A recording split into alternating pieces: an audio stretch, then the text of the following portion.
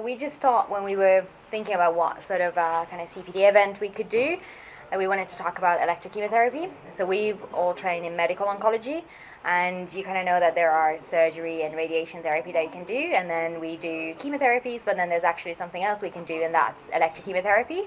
So we thought that we were going to share what electrochemotherapy is, what sort of tumours we tend to treat with that, and what sort of kind of outcomes you can see with it.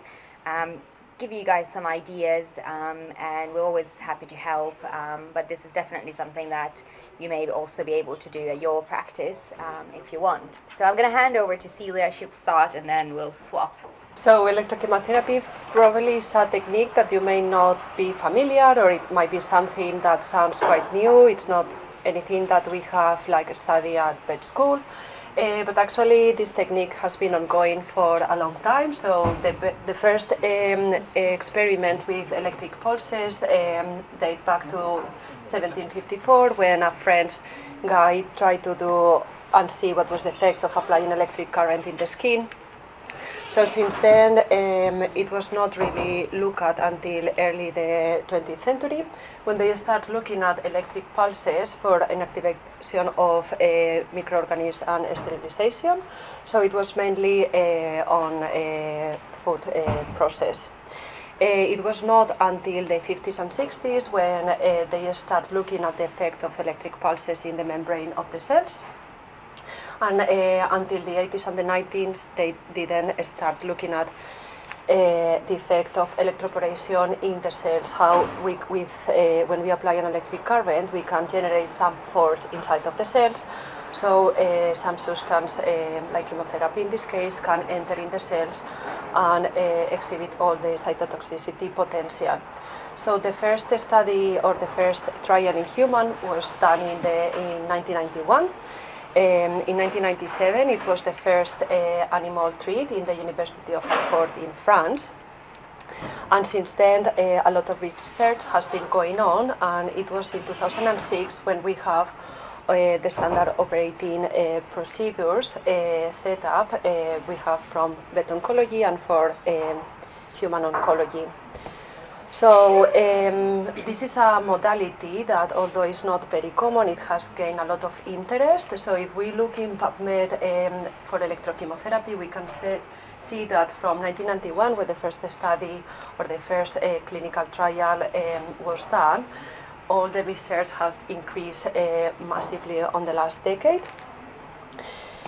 So now that we know a bit of the history, what is electroporation? That is the technique behind electrochemotherapy. So electroporation mainly means exposure to an electric current on the cells, and this will destabilize the membrane cell, the membrane of the cell. So this causes opening of pores, and it allowed not only chemotherapy, but we can introduce inside of the cells plasmid DNA or silent RNA that can contribute to cancer cell death.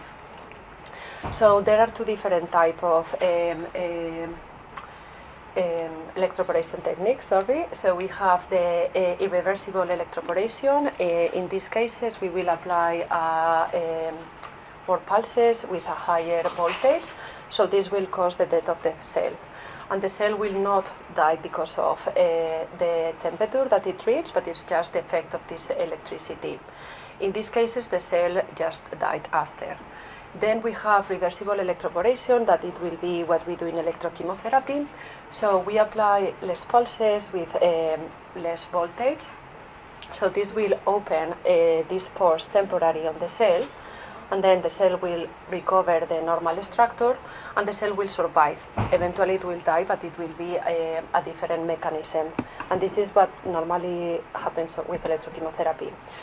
So electrochemotherapy, as we know now, it's a local treatment. So despite we give systemic treatment in the majority of the case, the chemotherapy will penetrate in the cells that we have already applied electric current. So what we reach with this is we generate these pores, the chemotherapy will enter, and drugs that normally have poor permeability, or they cannot really go inside of the cell, we will allow this to go inside. So This is a very basic scheme, but what we do normally is we give intravenously or intratumoral chemotherapy. So we wait a bit of time, normally 8 minutes, so the chemotherapy will be around. As soon as we apply the electric pulses, the pores will open, so the chemotherapy will go inside of the cell, and then the cell will close. So this will allow all the chemotherapy to reach inside of the cell and start showing its activity. So we use mainly two chemotherapy agents, bleomycin and cisplatin. Calcium has been described, but we tend to not use as frequent. So bleomycin is normally administered intravenous or intratumoral, while cisplatin normally is just used intratumoral.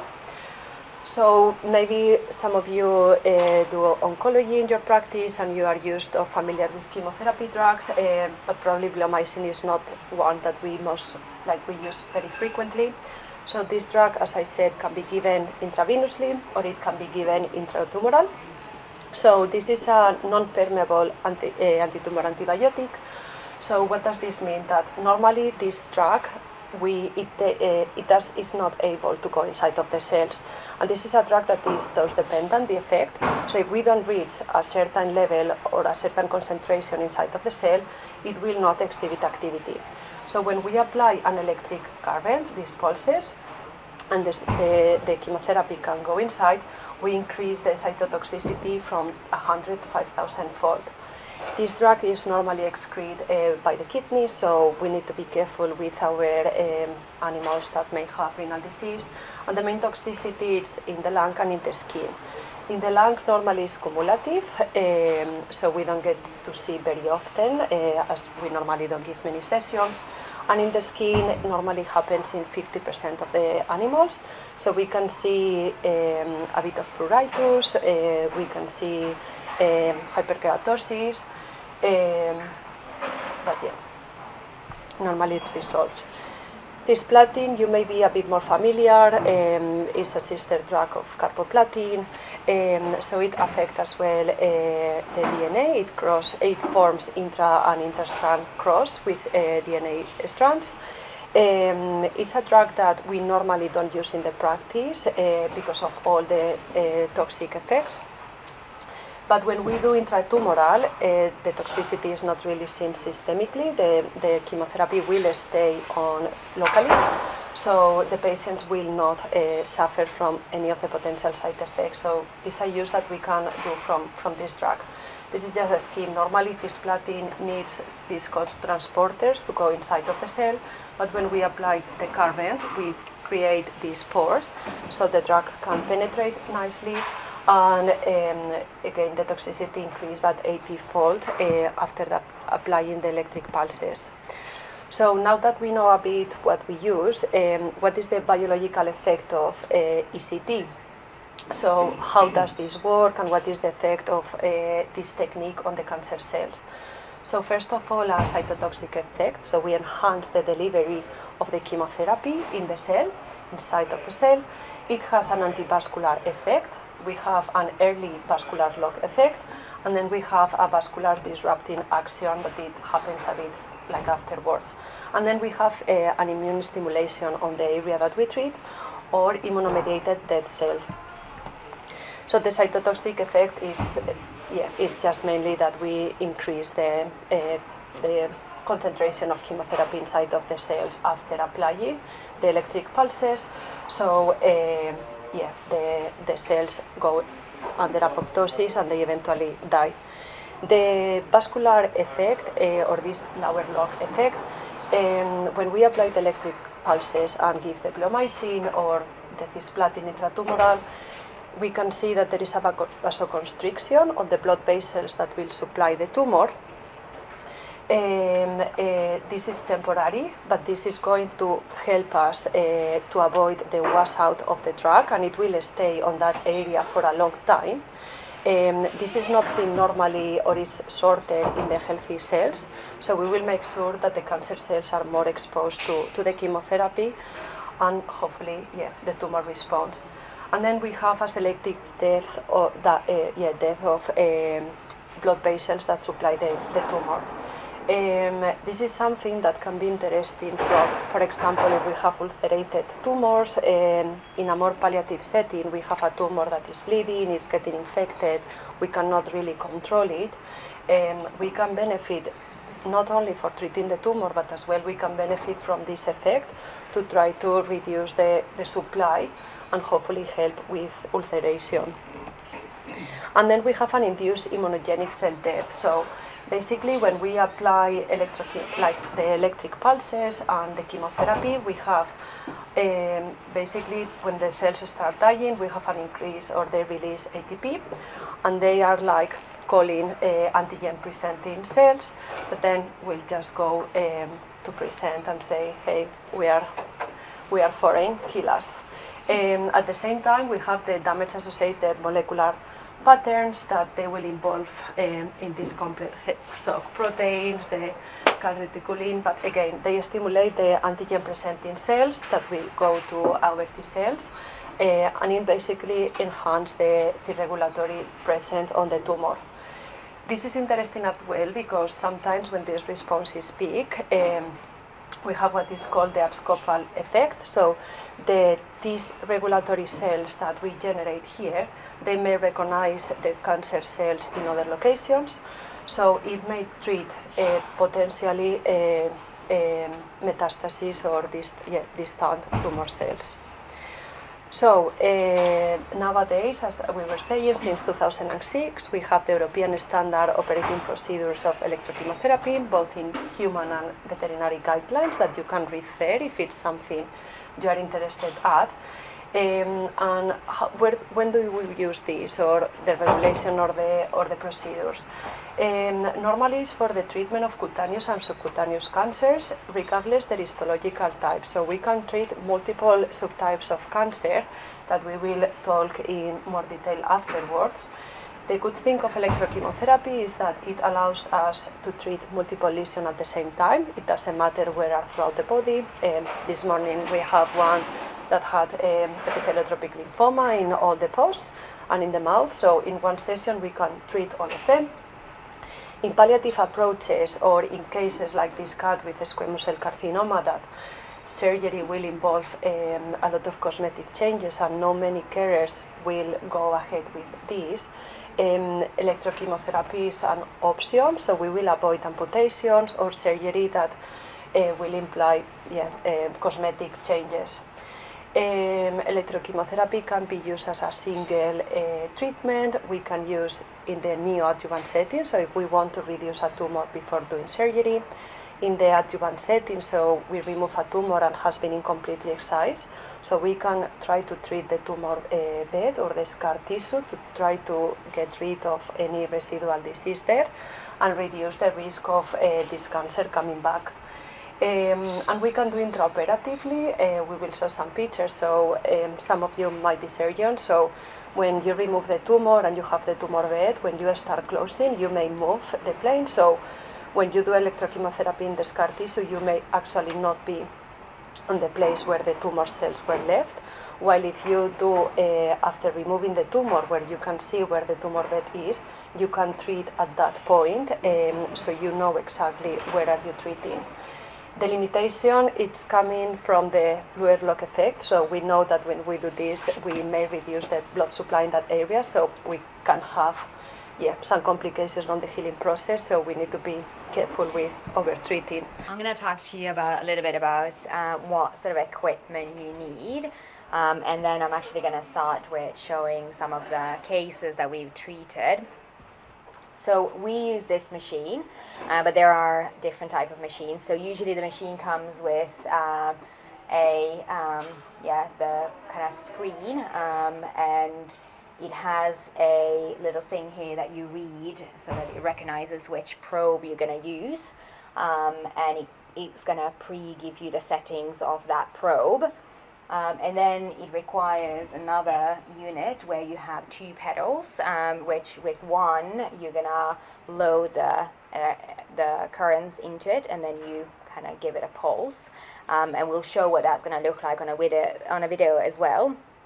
And then, as Celia was saying, Because cisplatin is so toxic, if you give it IV to dogs and cats you can't really actually use it for. IV, you can only use it in a tumour bed or in the tumour. Most of our patients are actually treated with bleomycin, hence why that picture is up there. And then you'll have these probes that will connect to the machine, and they have actually looked at it, and there is a way of trying to choose which probe to use. So you can get away with a few probes, you don't have to have all of them, but they all have their own kind of specific ways of using, and it has to do with where that electric currents come out. So depending on if it's a needle or a plate, actually the pulses and the electricity that comes out of it is not very deep necessarily. It's usually a few millimeters around it. So when we know if we're dealing with potentially a scar tissue or no tumor at all, we may use something that is quite superficial.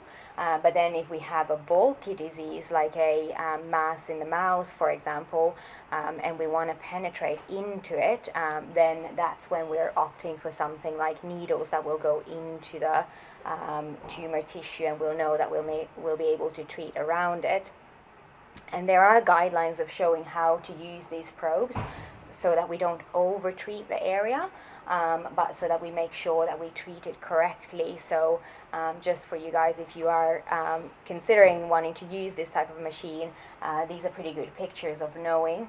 And again, it's kind of, these lower pictures are showing if we are treating, we may not, if we have a very, very bulky disease, we may not be able to treat all the way down where we want to.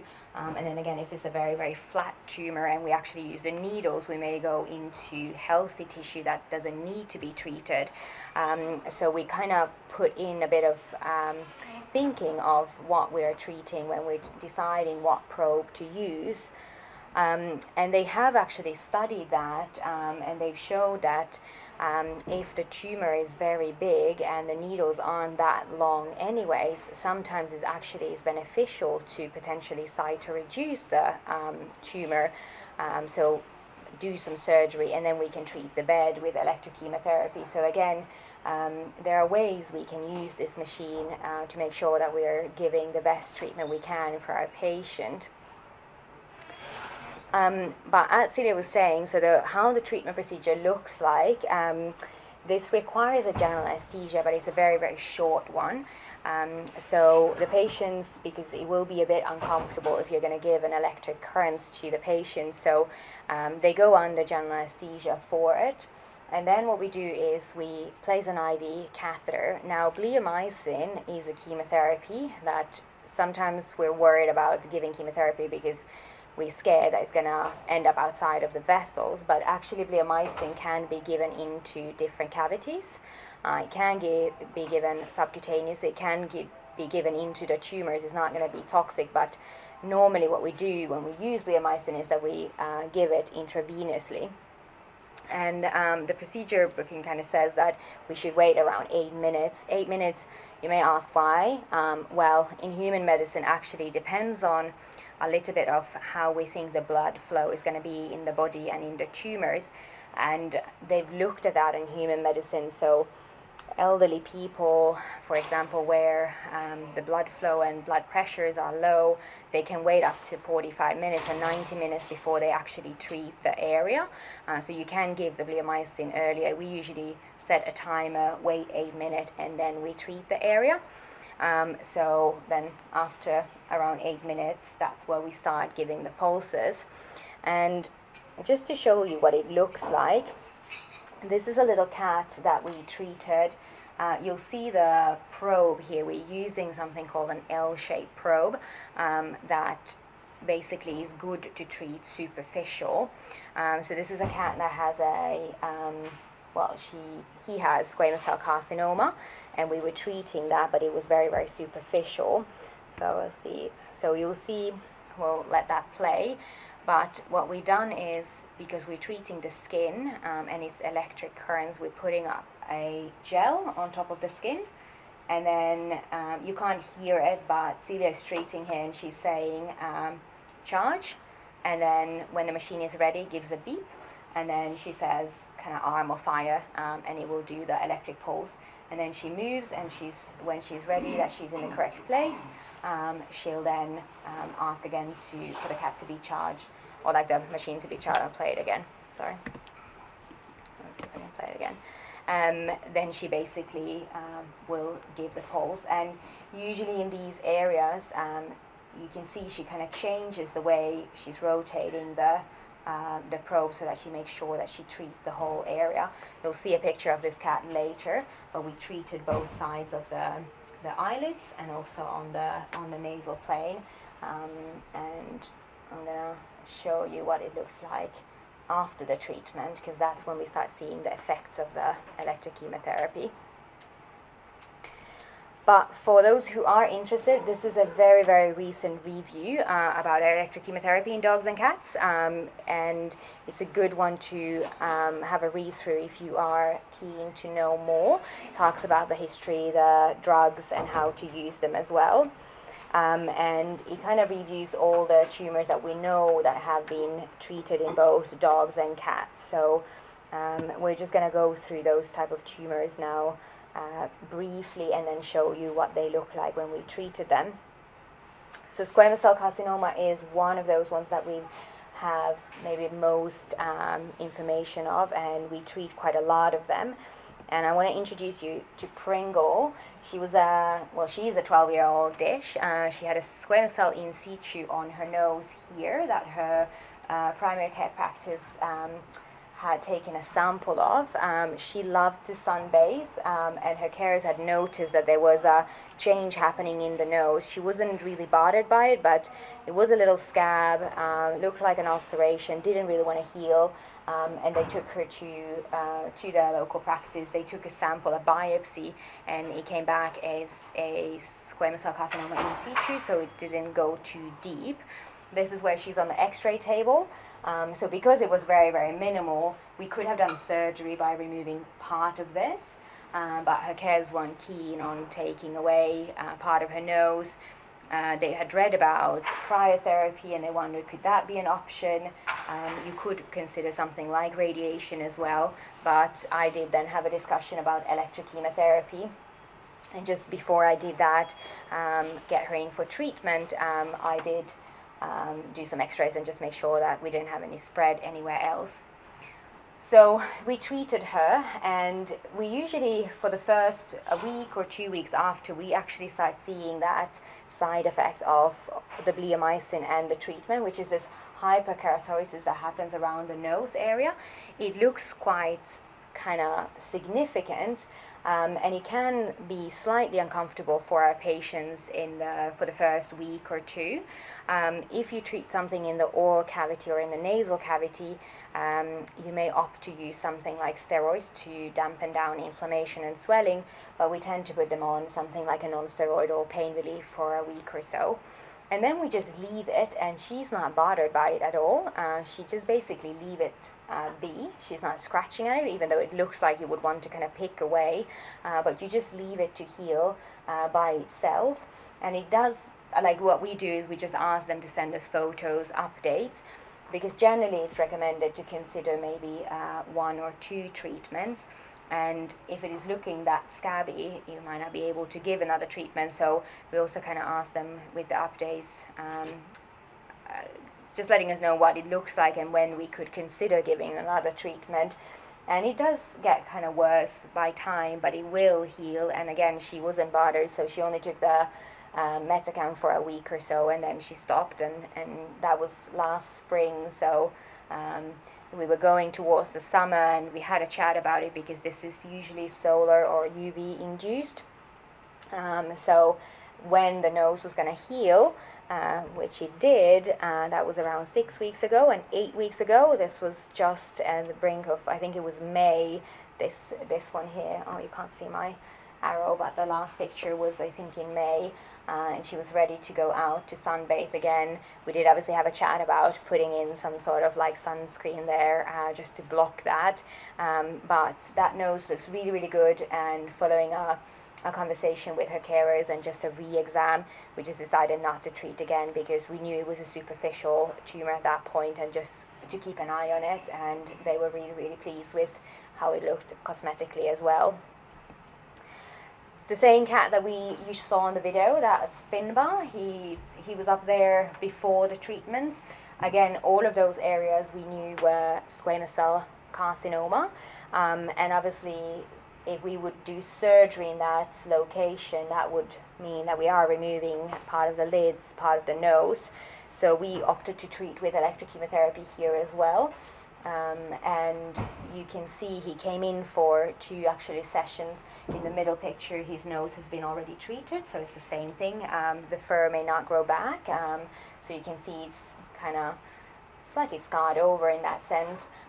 But then we did treat the eyelids, and it just shows that you can treat these kind of tricky areas with electrochemotherapy. The lid did kind of contract a little bit, but he was able to close the eyes and protect the eyes anyways, and he was protecting more than if you would have done surgery. We can treat carcinomas in other areas as well, not just the squamous cell carcinomas, and one of those things there's a quite recent publication came out about carcinomas in the nose, so nasal adenocarcinomas, and for that we used this type of needle probe to be able to get into the nose. And again, for those who know a bit about oncology and treat oncology cases, nasal tumors, I guess surgery may not be very easy, and radiation would be one of those things that would be recommended, but it can be fairly expensive as well.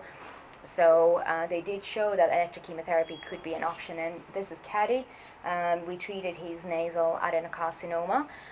It was what I'm doing here is measuring where the tumor was, and on this needle probe, the electricity comes out here, so I was just measuring, making sure I'm not going too close to the eye. His tumor was around here, so then I pulled it out and treated in this area. I treated blind, and in the nose, for example, the same, what Celia was saying about the vascular lock, nasal tumors actually bleed quite a lot, but when you do, he had nasal bleeds, and he came in having to take tranexamic acid to try to prevent him from having nosebleeds, and when we did the treatment, those nosebleeds stopped directly. So yeah, it worked really well for that. Unfortunately, he's progressing now and having nosebleeds, and I'm considering should I do this again to maybe stop the nosebleeds, because he could do it there even if the tumor is still there. And another cat that we did, where you can see quite well, tumor was in the nose, and we used the same needle probe going into the nose. This was Stephanos' case, and then you can see on the picture on the other side where the tumor is kind of gone from where it was. Worked really, really well. So there are other ways where you could have potentially done surgery or radiation, but electrochemotherapy is a possibility as well. And perianal tumors, even anal sac tumors, could also be treated with it. Again, a tricky area to do surgery in, and this dog had electrochemotherapy instead of surgery, and it resolved these anal carcinomas it had around its bum. Sarcomas is another type of tumor that we kind of treat.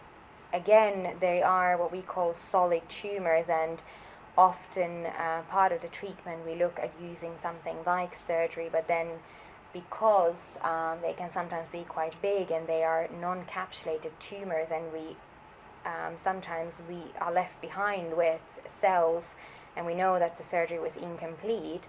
To mop up those cells, you could use something like radiation therapy, or in this case, we actually quite often, for example, in cats, injection site sarcomas, where surgery has been done, we've also used electrochemotherapy to try to mop up that scar. And a great case we actually had was, this is a cutaneous hemangiosarcoma in a case, so we opted to do electrochemotherapy, and actually did work really, really well. So even though when the tumors, we think that maybe they are quite resistant to something like, as a bulky disease, to radiation therapy, electrochemotherapy can work. And with that, the final one I want to show is Molly. She had, this is perianal or perivulvar, high grade soft tissue sarcomas, and she actually underwent 2 surgeries, a full course of radiation and chemotherapy, and the tumor just want to come back. And so she had electrochemotherapy, and it actually did work very well.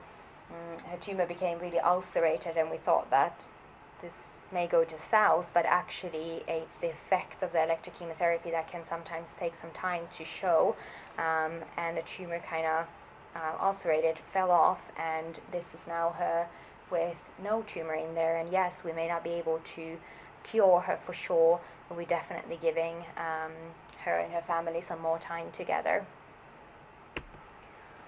Handing over to Celia. So electrochemotherapy can be another modality that we can use in the gross disease, as we can see in this case. So it presented with a large mass. It undergo 2 sessions of electrochemotherapy, and actually it had a really good response in the gross disease.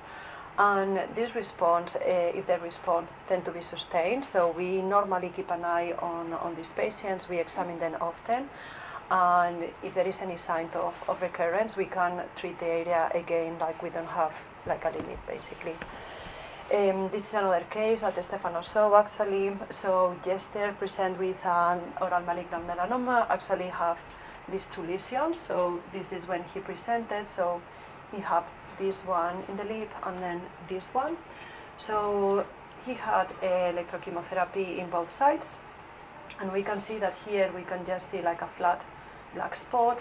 There is no sign of this mass, and in this case it completely resolved. And actually this dog had a sustained response for actually quite a long time, and as far as I know, he died for other condition. So it can be an option less invasive than surgery that will involve going deep here, or removing part of the lip. People want to be more aggressive. So oral melanoma can be another one. This is an example of what can happen if we overtreat the area. So this patient had a melanoma in the butt.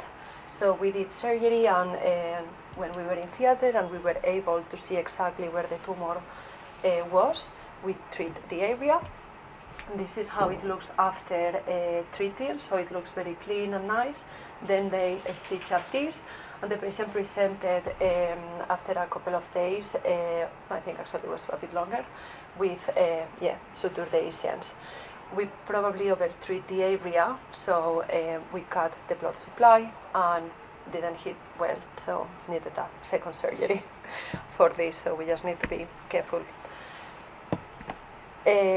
Other tumors that may respond really well, it's muscle tumors. So there are a couple of papers out there.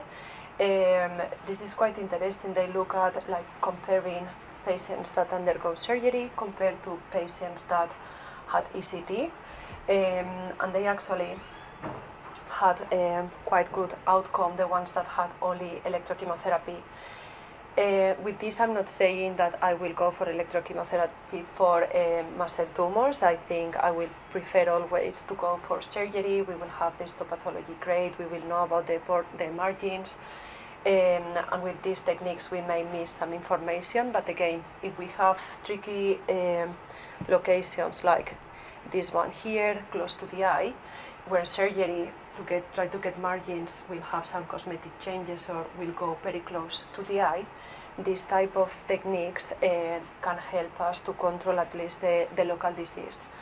The cool things about treating muscle tumors is that, as we know now, there is a lockout effect. We normally, because at the end what is concerning on muscle tumors, and sometimes we may not know if it's a high grade or not, based on the cytology, we are always worried about the granulation and have a systemic effect of this degranulation. So the way that we treat is just through like a spiral.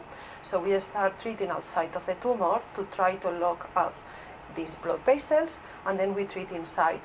And so far we haven't got any degranulation, so seems to work. So again, another cancer type that we can treat. This is Merlin. He's an 11-year-old crossbreed.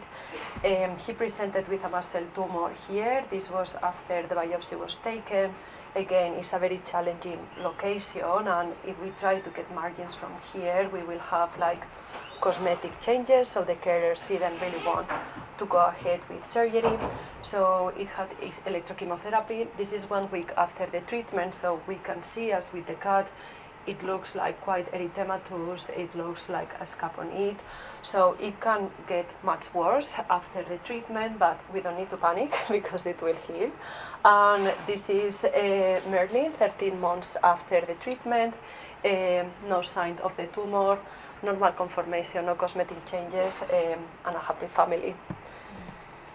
Cutaneous lymphoma, it's another cancer that we can treat, so we know that epitheliotropic lymphoma can be quite challenging to treat, but in the majority of the cases it presented like localized lesions. So in cases where we don't want to, or for any particular reason, carers don't want to go ahead with chemotherapy or radiation therapy, electrochemotherapy can be another modality. We don't have many pictures from this because we don't treat them very often, but again, it's something that for a subset of carers will be a good modality. Other applications. So we have been talking about subcutaneous and cutaneous tumors, but actually in human medicine they are starting to use electrochemotherapy to try to treat not only subcutaneous and cutaneous, but as well visceral primary tumors or metastases, and as well bone metastases. So bone metastases from prostatic carcinomas or from breast cancer. They can be painful, and sometimes we cannot control the pain. So it's an application that we can use from electrochemotherapy. This is one case that we did here. So it's Shanti. Shanti had a metastatic sarcoma. And it started in the GI tract, but it moved to the, well, you need to be imagining, this is the liver, by the way, and this is a metastasis from this sarcoma. So what we did is ultrasound-guided electrochemotherapy. So here is just Crystal, our radiologist, looking at the liver, and this is the needle probe that will go through the abdomen, and here is the needle that we can see, and then we just apply the pulses like if it was in the skin. We can treat multiple metastatic disease at the same time. So again, it's another treatment that we can have if we don't want to be very invasive, like opening the abdomen and removing these metastases. These pictures actually are not from us. This is from this paper. This is a really interesting paper from last year. So this group from Brazil, they treat bladder cancer. We all know that they are quite challenging to treat. Compared to humans, where bladder tumors are more superficial, in our dogs they tend to invade the underlying structure. So doing surgery to the bulk is not enough because we know it's deep in the tissue, and they tend to regrow. And the other problem is that they tend to be on the trachome, so we cannot remove it. So what this group did, they looked at 21 dogs with different locations, and the majority in the trachome. They did surgery to debulk the tumor, and then they apply intraoperatively electrochemotherapy. So I don't know if you can see well from there, but actually the disease-free intervals and survivals are quite good, and the majority of the dogs died for other reasons rather than the bladder tumor, but it's normally what we tend to see. So yeah, I'm really looking forward to try to do this because it seems like a quite interesting application. And then just to finish, we can not only treat dogs and cats. So this is a hawk that came, it was diagnosed with squamous cell carcinoma in the wing. They removed it, but it came back. So they wanted to do something different compared to surgery, as they didn't think they were going to be able to get margins. So they brought for electrochemotherapy, and this is just the hawk having electrochemotherapy. So if anyone is interested in exotics, definitely something that we can treat as well. And just for the ones that are interested, these are kind of the guidelines that we have in vet medicine to treat superficial tumors, where it explains in detail the procedure, the drugs, yeah, and any information if anyone is keen on trying. As well, if someone is interested, we welcome visitors, so you can visit and see how we do in the clinic. Yeah, thank you.